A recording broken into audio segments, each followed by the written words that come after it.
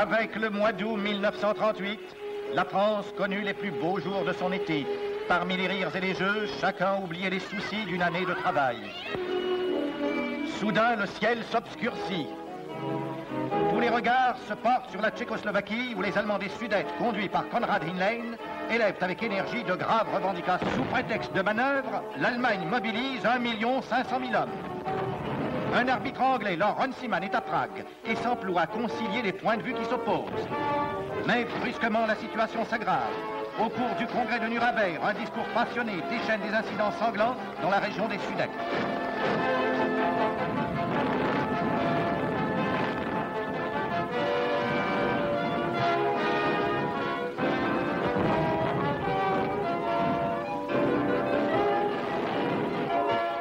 Ces incidents entraînent immédiatement des répercussions alarmantes.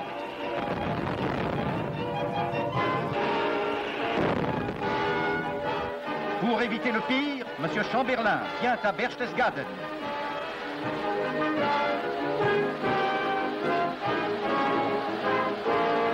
À son retour, il reçoit le président du Conseil français, M. Georges Bonnet. Un plan de paix est élaboré et les nuages qui pesaient sur l'Europe semblent devoir se dissiper. M. Chamberlain se rend à Godesberg pour régler l'application du plan franco-anglais accepté par Prague. Mais l'espoir des peuples est trompé. De nouvelles difficultés, de nouvelles exigences surgissent.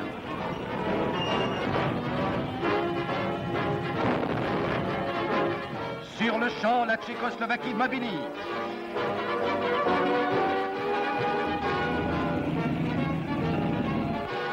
La France mobilise. L'Angleterre mobilise. Et de nouveau, l'orage s'élève plus menaçant que jamais.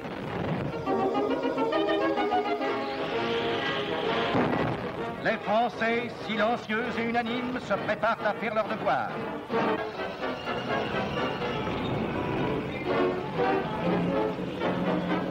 Cependant, la situation empire d'heure en heure.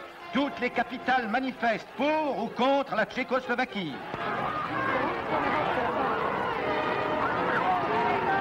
Pendant ce temps, Berlin s'apprête à passer aux actes. Messieurs Daladier et Bonnet retournent à Londres. L'Angleterre prépare la défense passive.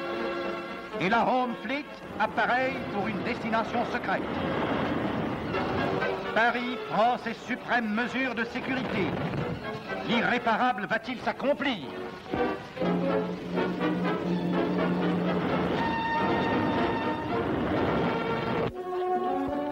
À Berlin, au Sportpalast, le chancelier Hitler prononce une violente harangue. Le monde entier est à l'écoute et son angoisse est à son comble.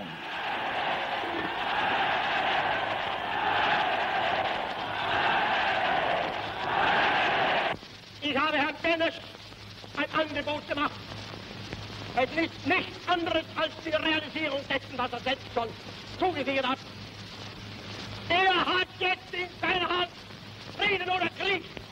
Er wird entweder dieses Angebot jetzt akzeptieren und den Deutschen endlich die Freiheit geben, oder wir werden diese Freiheit uns jetzt holen.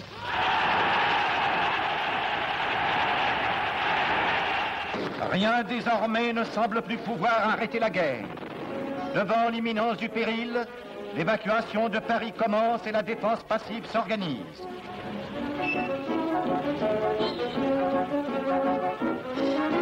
Cette crise, qui s'aggrave depuis plusieurs semaines, a maintenant porté à son paroxysme l'inquiétude et la nervosité des peuples.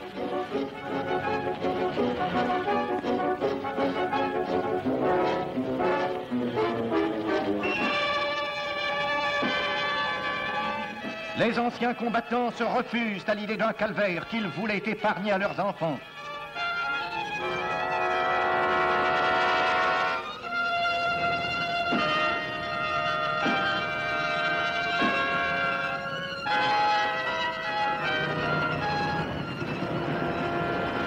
Pour la seconde fois, la voix du président Roosevelt s'élève. Elle adjure le chef de l'Allemagne de régler pacifiquement ce conflit.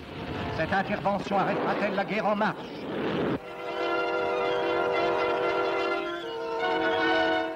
Chamberlain, après avoir téléphoné à Daladier, demande à Mussolini de parler à Hitler, lequel accepte de réunir à Munich une conférence des 4 puissances.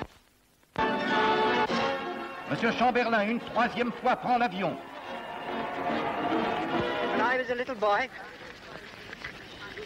I used to repeat, if at first you don't succeed, try, try, try again. That's what I'm doing. Monsieur Daladier le rejoint à Munich. Quelques heures plus tard, dans la capitale bavaroise, les 4 hommes d'État se trouvent rassemblés.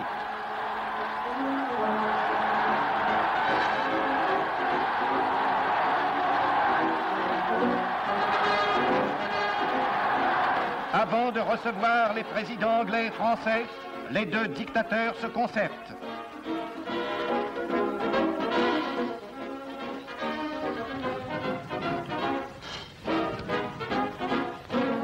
Puis ce sont les travaux de la conférence.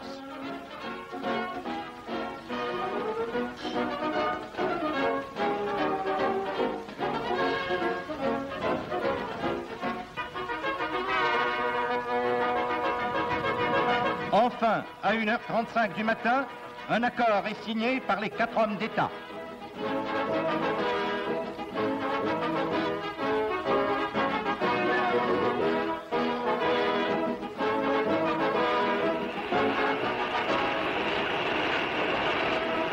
Les peuples accueillent dans le délire la victoire remportée contre la guerre.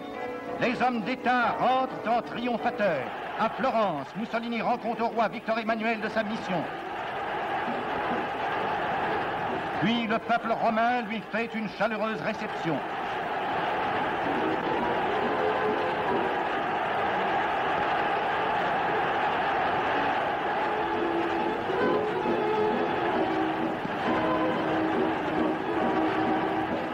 À Berlin, le peuple allemand, non moins joyeux, fête lui aussi la paix.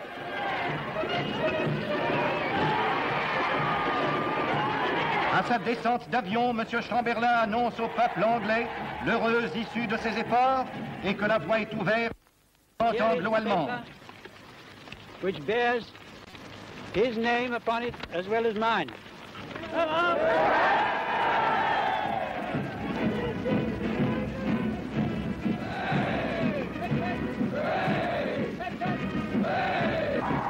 Le premier Britannique et Mme Chamberlain sont reçus par les souverains au palais de Buckingham.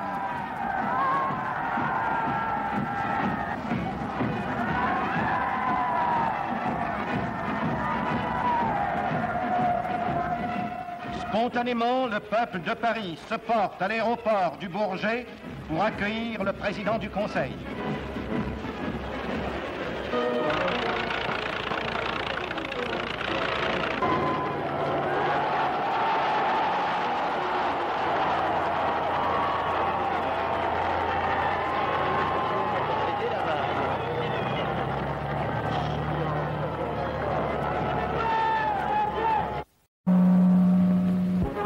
À Paris, les députés font leur rentrée pour entendre M. Édouard Daladier faire le compte-rendu des accords conclus à Munich par les représentants des 4 grandes puissances. L'Assemblée acclame l'exposé du président du Conseil qui a obtenu 535 voix contre 75. L'envoi d'un ambassadeur à Rome est une des conséquences de ces accords. C'est M. François Poncet, actuellement représentant de la France à Berlin, qui est désigné pour se rendre dans la ville éternelle.